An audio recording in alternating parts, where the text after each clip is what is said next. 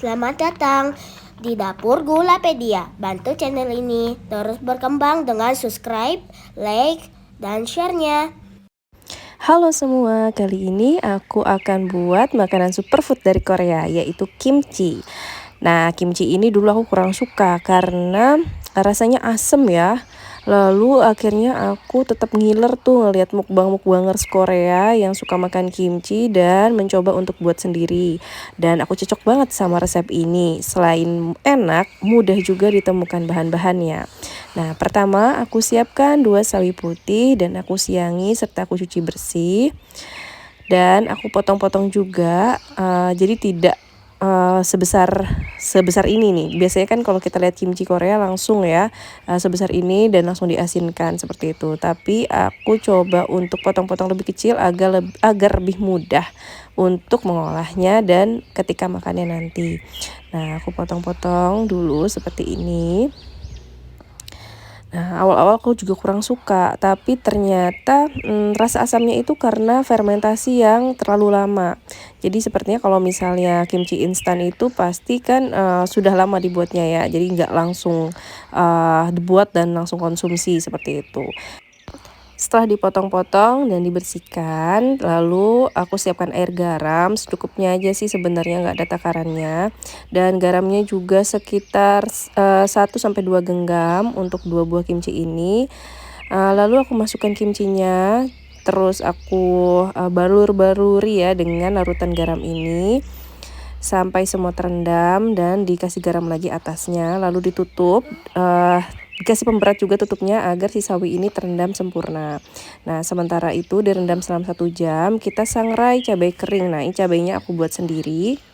Kalau teman-teman punya cabai bubuk yang dari Korea itu yang warnanya merah bisa digunakan ya, dan itu nanti hasilnya akan lebih merah warnanya, lebih cantik. Nah, sedangkan aku nggak punya di rumah jadi aku keringkan cabai sendiri dan aku sangrai sebelum digunakan agar lebih higienis.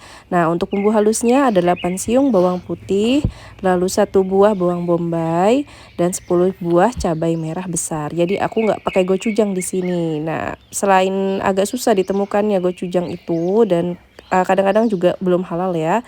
Dan ini ada 100 ml kecap ikan dan ditambahkan juga 5-6 sendok makan gula pasir agar rasanya balance antara kecap ikan yang asin dan juga manisnya. Nah, setelah dihaluskan seperti ini, kita tambahkan buah apel sebanyak 1 buah. Aku potong-potong dulu sebelumnya agar lebih mudah untuk di blender. Dan kita haluskan dan campur rata semua bumbu-bumbu halus ini. Nah, bumbu halusnya sudah siap digunakan ya kalau sudah tercampur rata seperti ini. Nah, ini adalah kimchi yang sudah kita rendam dengan air garam dan kita cuci bersih hingga benar-benar hilang semua rasa asin garam tersebut. Oh iya, tadi aku pakai garam kasar ya, bukan garam halus yang garam meja itu bukan, karena lebih cepat membuang si kadar air dalam kimchi tersebut. Bisa pakai garam meja tapi tentunya akan lebih banyak yang digunakan. Nah, ini sudah diperas juga airnya, jadi sudah benar-benar berkurang kandungan air dari sawi putih. Lalu kita siapkan juga daun bawang yang sudah dipotong-potong besar untuk memeriahkan warnanya jadi lebih cantik lagi. Aku juga tambahkan wortel dan dipotong-potong dengan bentuk korak api. Untuk jumlah daun bawang dan wortel yang digunakan itu bisa disesuaikan aja sesuai dengan selera ya. Kalau ini aku pakai daun bawang sekitar 5 batang dan wortel sekitar 2 yang ukuran sedang. Nah, setelah itu yang sudah kita potong-potong ini wortel dan daun bawangnya kita masukkan ke dalam sawi putih. Lalu sayur-sayuran ini kita beri bumbu halus dan cabai kering.